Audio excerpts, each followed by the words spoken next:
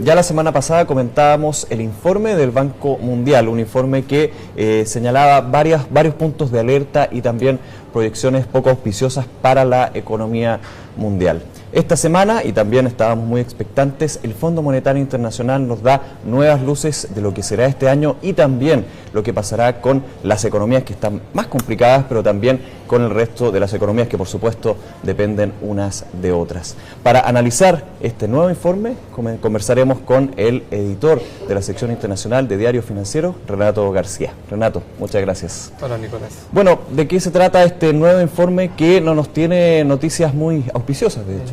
Bueno, vamos de lo grande a lo pequeño. ¿Qué es lo principal? Lo primero que hace el reporte del FMI, que todo el mundo está esperando, es actualizar las cifras que tiene para las proyecciones de crecimiento de las distintas economías. El informe anterior había sido de septiembre, así que en tan solo unos pocos meses hay un drástico ajuste en el panorama económico mundial, particularmente para las cifras de la economía global. El FMI recortó su proyección desde el 4% de crecimiento que estaba estimando tan solo en septiembre, ahora espera un crecimiento de solo 3,3%, así que hay un ajuste bien fuerte por esa parte. Y puntualmente en el caso de Europa, de la eurozona, ahí claramente donde se están concentrando todas las alertas y es donde ya se nota más esta rebaja.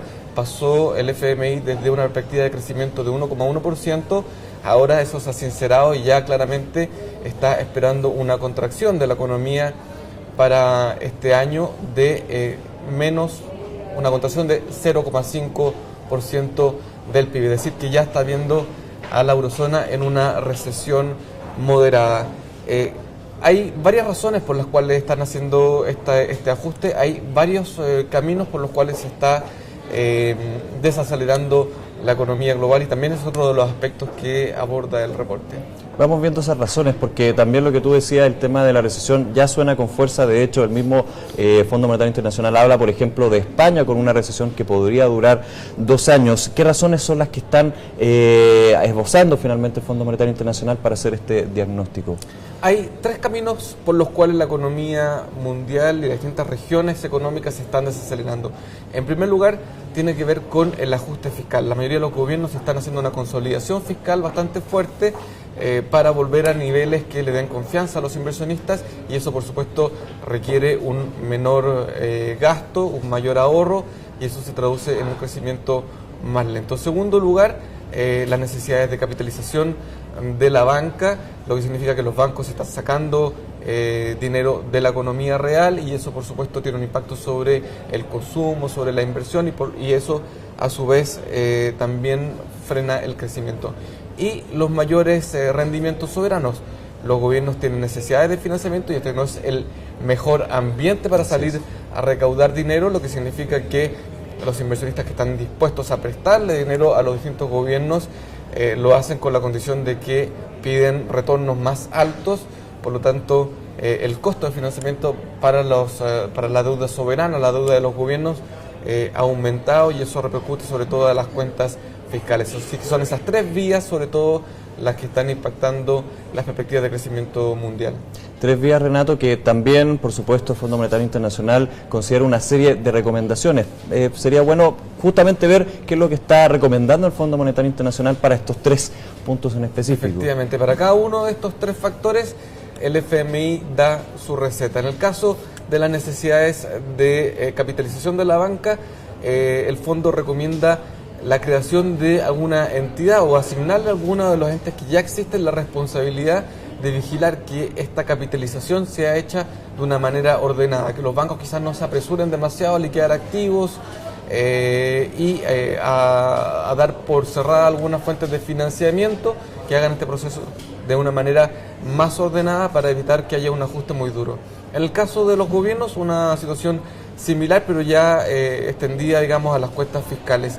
Es importante hacer un ajuste desde el punto de vista fiscal, pero hay que reconciliar eso con otras necesidades, entonces ir equilibrando cómo se hace ese procedimiento, que quizás los gobiernos, sobre todo en el caso de Europa, hay algunos que se han apresurado mucho a hacer un ajuste bastante duro y eso podría ser un poco más matizado. Y también buscar algún mecanismo para ayudar a los gobiernos a cumplir sus necesidades de financiamiento. Ahí que el Banco Central Europeo podría jugar un papel importante en garantizar las vías de financiamiento, actuar como un prestamista de última instancia y de esa manera brindar apoyo y hacer que los costos de financiamiento de los gobiernos caigan un poquito, no estén tan altos. Renato, ¿y qué riesgos está viendo el Fondo Monetario Internacional en el contexto de este año, por supuesto los meses que tenemos por delante?